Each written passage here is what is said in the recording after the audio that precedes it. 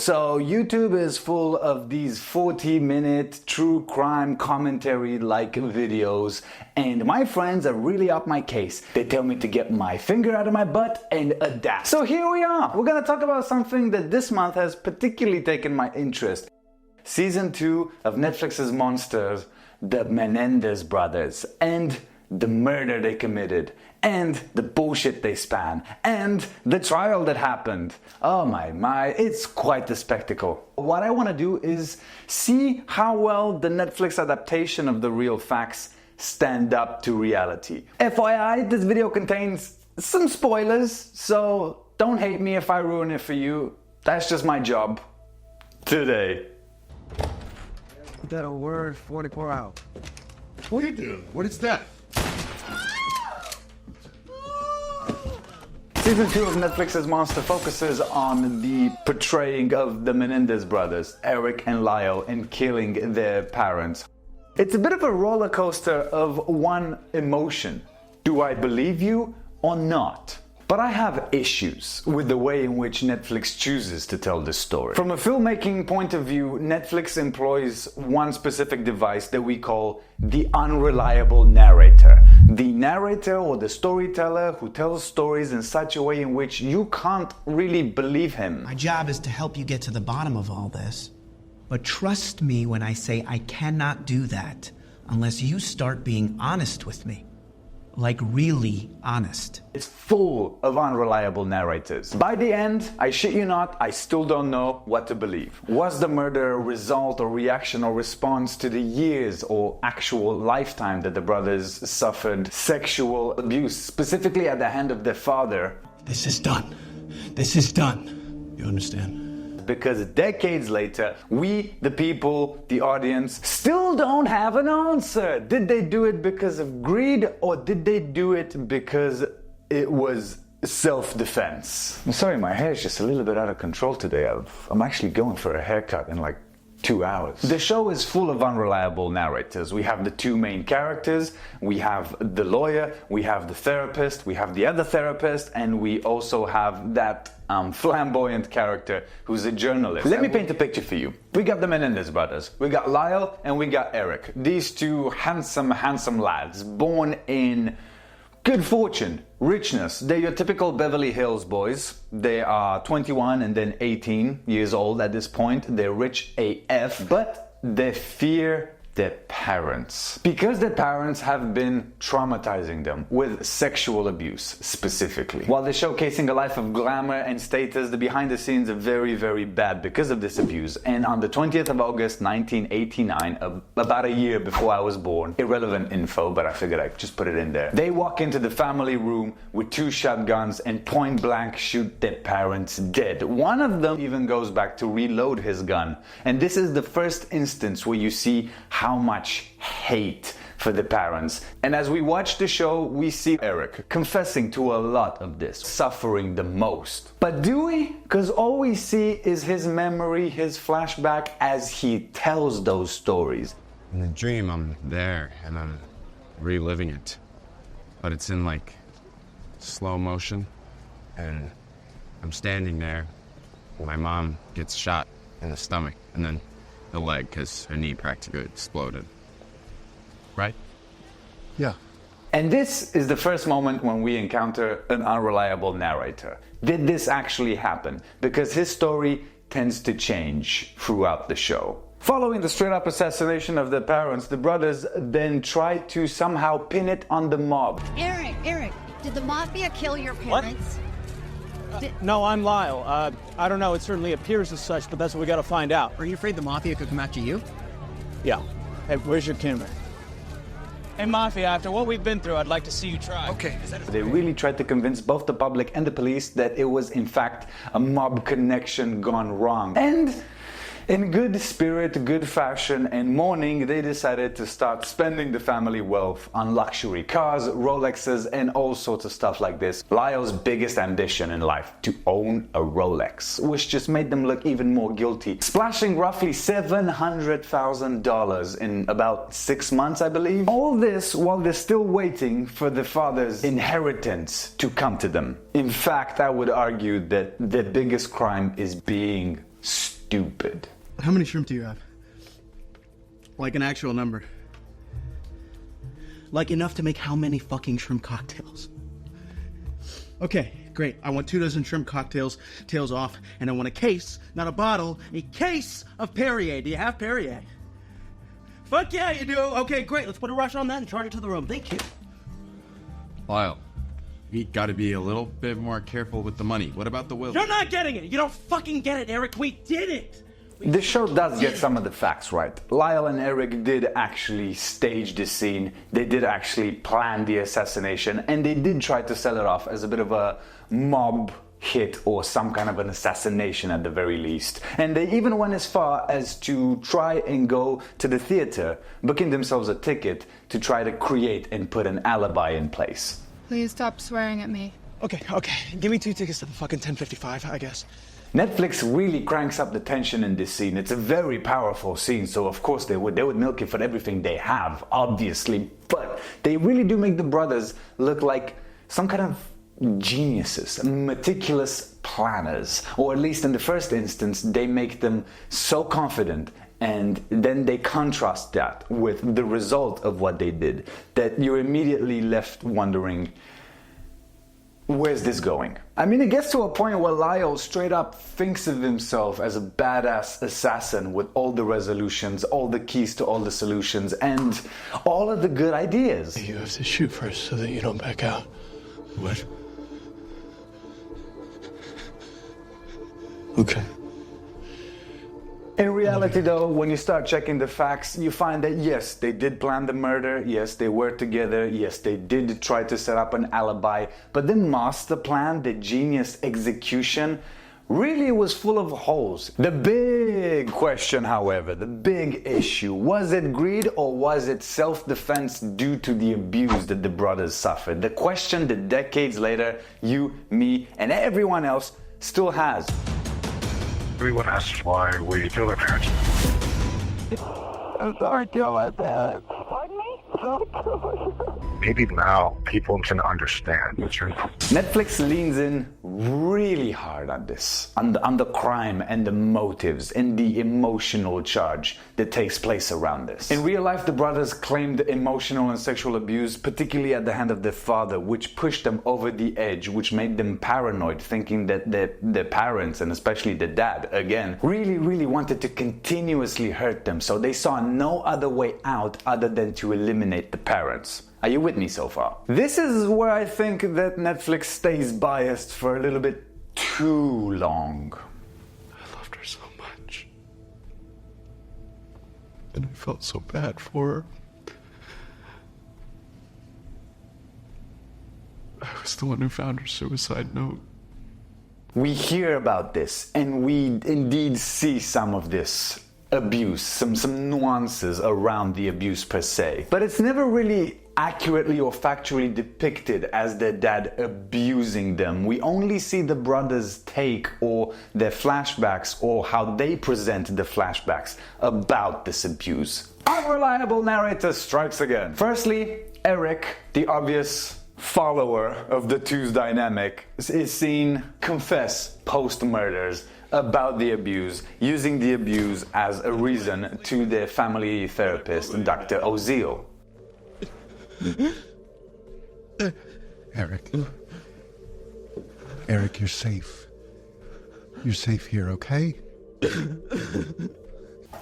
And Dr. Oziel, I shit you not, is one of the biggest pieces of shit in the entire show. I don't have the time to deep dive into Mr. Oziel per se, but he too was, well, he kind of deserves a whole video by himself about him. He was allegedly operating with a suspended license. He was allegedly drugging one of his patients / mistress to keep her under control.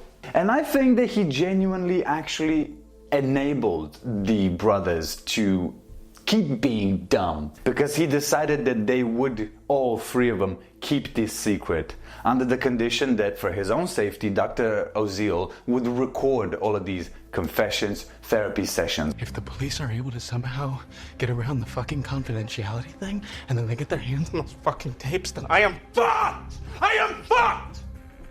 I'm fucked! Don't you think your mother deserved to die? I don't think we ever thought about it like that. Yeah, it was more like, well, if we're gonna kill our dad, we should probably just kill our mom, too. Recordings which would later absolutely demolish, destroy, and absolutely annihilate the brother's defense. And himself too.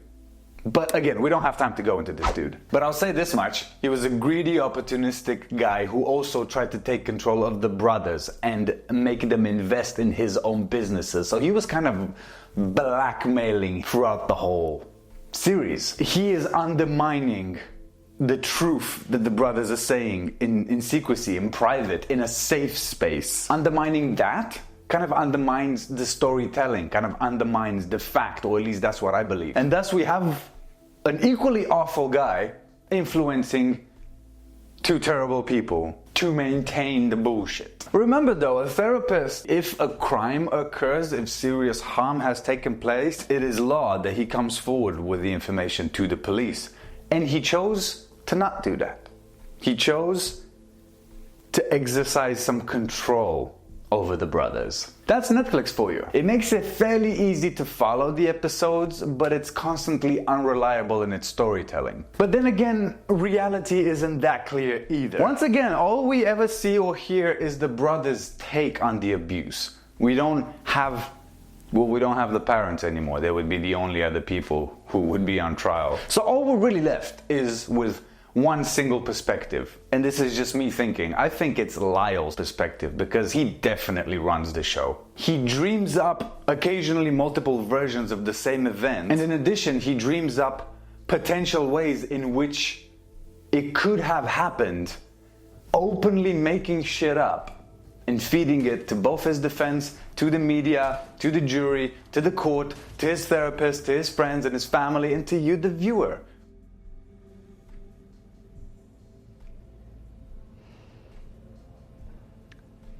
But that's not what happened, is it? No, but that's what we thought was going to happen. I don't believe it. What?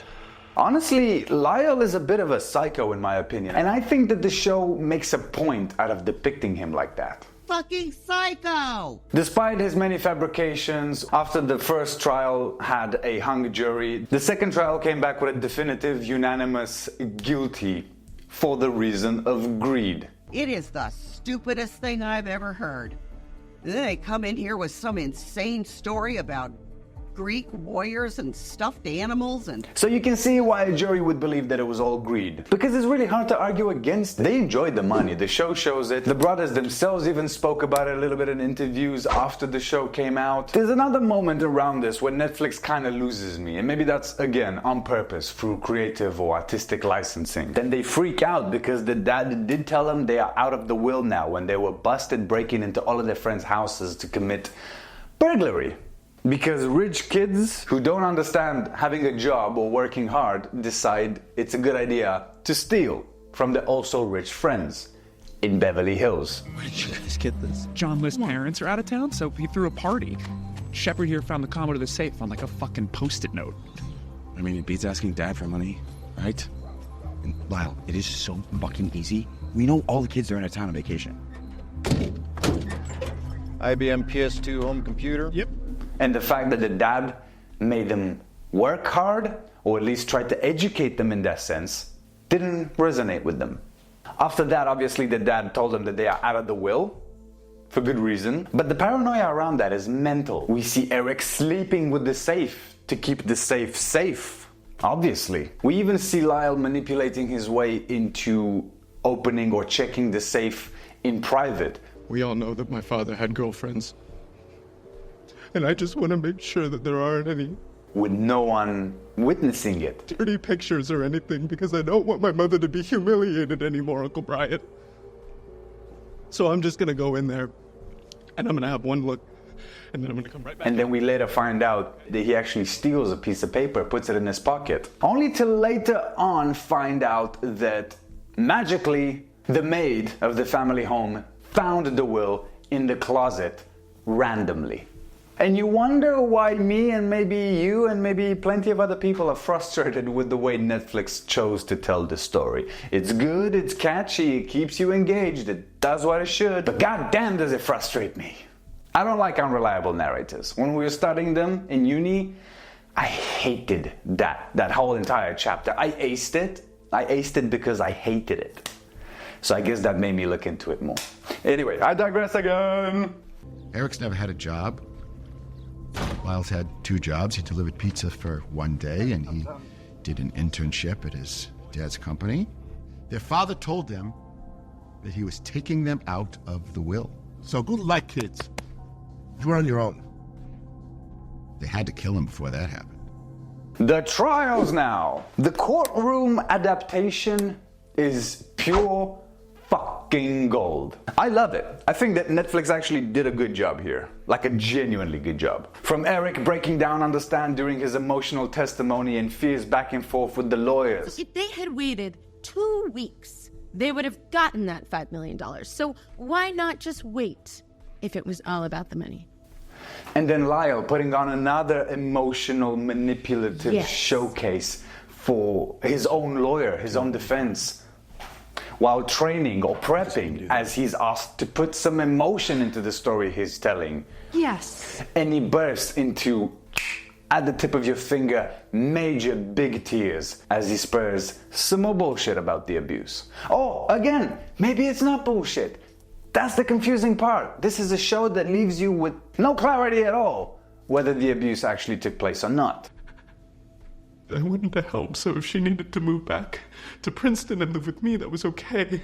And this is where Netflix gets it right, because in real life, the court proceedings was a spectacle of its own. The murder case became a tabloid obsession, one of the most infamous criminal trials in American history. If anyone had written this for a script in Hollywood, the Hollywood people would have gone, no way. The brothers claimed that they were horribly abused by their father, but as the prosecutor, I knew it was plain old greed. Now, the new Netflix documentary, The Menendez Brothers, takes a deep dive into the case like never before, with Eric and Lyle speaking out to tell their story for the first time in phone interviews from prison. The media circus or frenzy that this trial became doesn't seem to be exaggerated at all. We had everyone, bro, from SNL to all of the talk shows making fun and mocking, not the trial per se or the justice system, but the brothers themselves. They had reached celebrity status, which Lyle is very happy about. I'm just saying, I feel like I've been thinking ahead this whole time because I've always known that this was going to go our way, so I got the dream all figured out for myself. Mr. Buffalo's, the book. Then there's going to be a movie. You know that, right? Eric, they're going to make a fucking movie about us.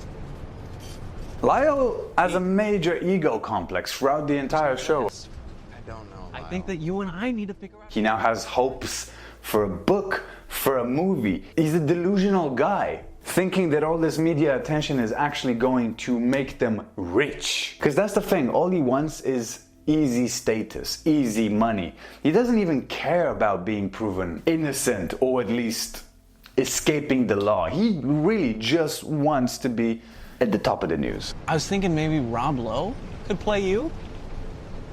He's sexy.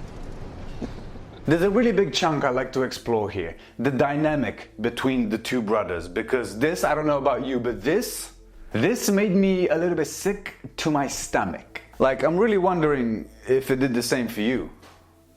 Netflix loves playing up the dynamic between the two brothers. Netflix would have you think that Lyle is this mastermind, the keeper of all secrets, while Eric is just the follower. And that's kind of true. But there's another cloud casted over the reality of this situation. While Eric technically suffers abuse twice at the hand not just of his father but also at his brother Lyle, that's because Lyle, for himself to cope, has the need to normalize the abuse that the father is inflicting on him. So Lyle starts to sexually abuse his brother Eric. So yeah, they cry about that and it's really, really fucking mental and daunting, and you understand why the two are a pair of who wouldn't go through that and still be okay at the end of it. But there's so much more to it. Those really intimate scenes between the brothers. We have the scene where they throw this big FU party after they kind of get away with the murder, and the guests are witnessing them straight up making out with each other. And then I started to remember the scene where the two brothers are showering together, being straight up consensually intimate with each other. And this is something that the brothers in real life have come forward to say never happened. As far as to say that's not normal. Yeah, no shit, it's not normal, Lyle. But if it's true, if we choose to believe the real brothers, it means Netflix really took a lot of creative license here. And that is another reason for which I'm having trouble believing the way in which they told this story. Unreliable narrators, through and through. Did your father try to anally penetrate you with something else? He did. He raped me. Did you cry?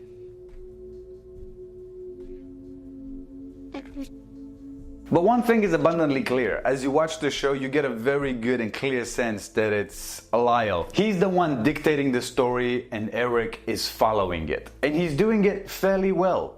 And because the stories align so well, considering the depiction of how dumb they both are in the show, one is led to believe that they just wouldn't be able, they don't have the mental capacity to hold a story so complex together in court. And for that reason, I'm inclined to think that this did actually happen. The stories matched, and I don't believe they would have been able to do so had they made it up. Lyle Menendez, in his own words. Fuck that crazy bitch. No, you don't get to do that anymore.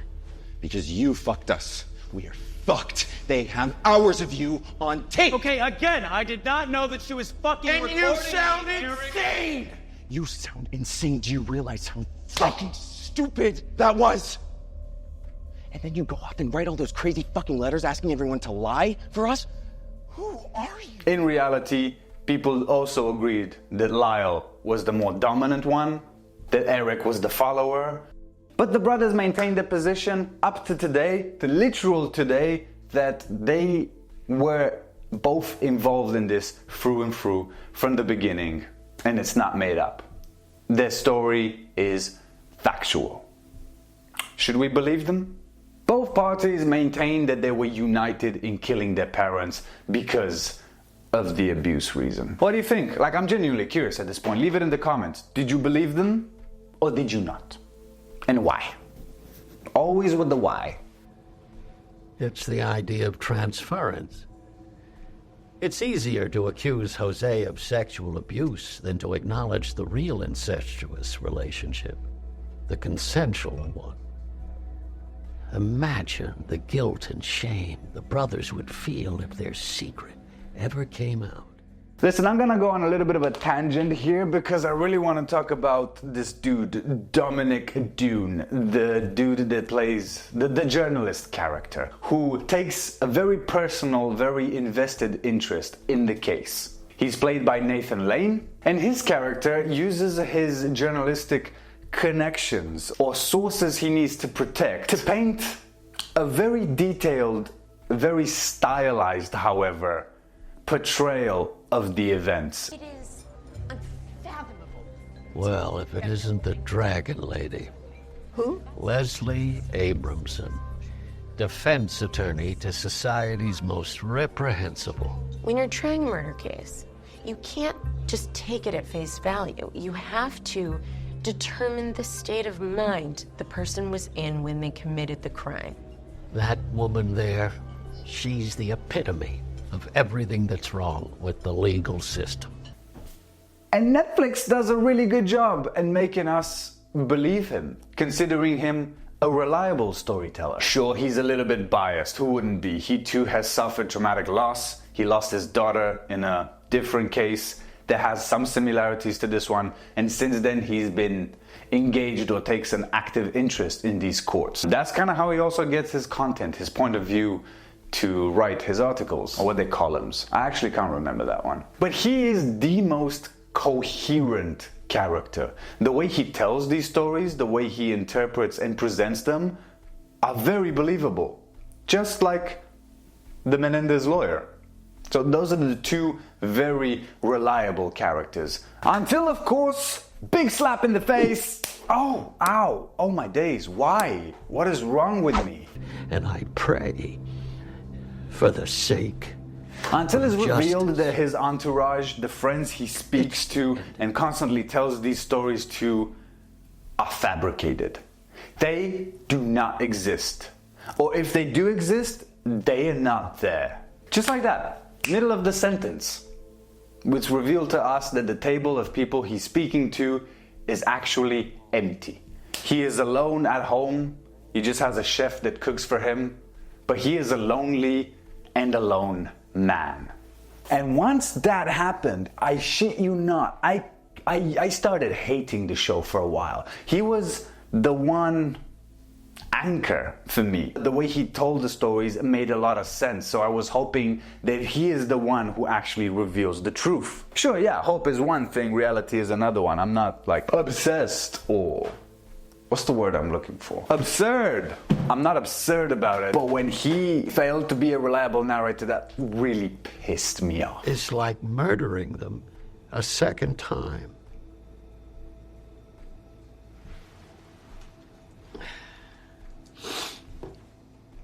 How was the tiramisu? His story made the most sense, but once you realized he's talking to himself, you have to question the validity of what he says. And I'm gonna go as far as to say that maybe he was purely speculating because these sources, I mean, do these sources even exist? Or is he just reading the newspaper and giving it a stylized nuance for his articles? And to make it worse, later on he completely changes his tone as he starts to believe the abuse narrative and even comes forward to the defense lawyer. No need to apologize, Dominic. Just quit stalking me.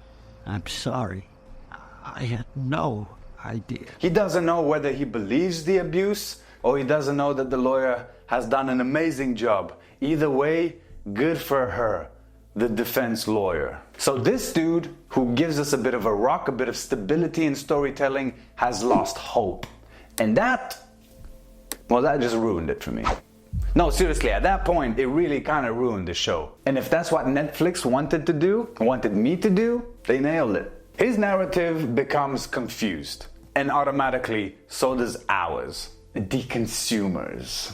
Overall in the show, in the season, we have the story told from multiple points of view. Dominic the journalist, Ozil the therapist, the brothers, the defense, the other lawyer, what are they called? The prosecution, the family, the friends of the Menendez family. You have a minimum of 7 points of view. Which one are you gonna believe?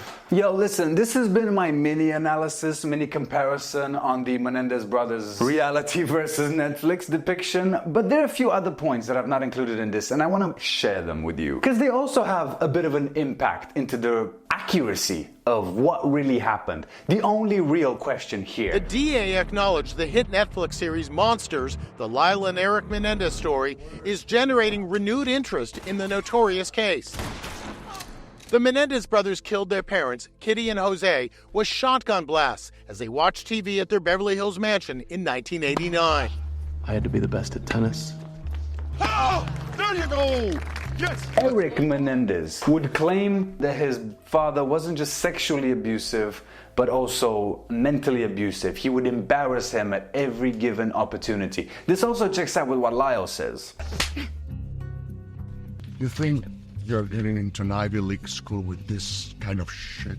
And there's this very particular instance where he claims that in the middle of a tennis match, his dad broke in anger because Eric missed a shot or whatever. What the fuck was that?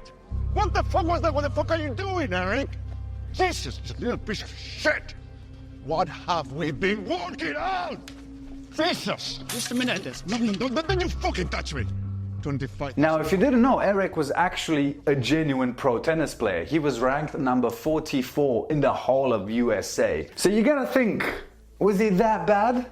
Did this actually happen? Assuming it did actually happen, where are the witnesses from that game? I know it's a docudrama, I know it's dramatic, but it's based on reality, and I think that Netflix could have given us a lot more insight into the reality of the situation. if they themselves have it. Furthermore, Netflix didn't really showcase the fact that there were some witnesses that came forward in the trials. So Lyle confessed to you about being sexually abused by his dad 4 months before the murders? Lyle confessed about some of the abuse himself and Eric was suffering at the hands of their dad to their cousin Diane Vandermolen. Or cousin Diane, who said that Eric and Lyle would have to fight for the privilege of not having to sleep with their mother. Or Coach Wadlington, who testified, and I quote, Jose Menendez was the worst parent and the harshest person he had ever met. And others came forward in the trial, but Netflix doesn't really explore that much, leaving another big question mark around the validity of the abuse narrative. I can't hate on Netflix too much. Like, all in all, it has a limited amount of time. It only has like a few episodes to showcase 7 years worth of events. So of course they need to take some stylistic and creative approaches to it. And after all, I, and probably you and everyone else, is a product of Netflix's design. We are intrigued audience members who would like a follow-up. I genuinely would like a follow-up to this. However angry I am, I want a resolution and I want clarity. Especially when the show ends with a rather cute, comforting, normal people dialogue between the parents as they're speaking with love and parental affection about their boys. What is going on with them? Who the fuck knows? Just let them be. All while, at the very same moments, the boys are freaking out, not 5 meters away from the parents, and enticing each other into believing that their parents are right then, that second, planning to hurt or murder them, the sons, Lyle and Eric, on a ship where there's a captain and 2 other witnesses. Let's fucking do it. When you end the show like this, yeah, I think it's a case of 2 genuine assholes, one worse than the other. Let's fucking do it. Who wanted a shortcut in life. Let me know in the comments what you think. Do you think the abuse is real, or do you think they were just greedy? And also let me know, did I miss out on any important facts? And if you have recommendations for other topics or things you'd like to hear me look into, leave them below, because I'm changing my entire YouTube approach. I'm going with the times, and I'm gonna make a lot more content like this. So a support from you for your boy would go a long way. Thanks for your time. All my links on social media are down below. Get in touch, and I'll see you on the next video. Laters!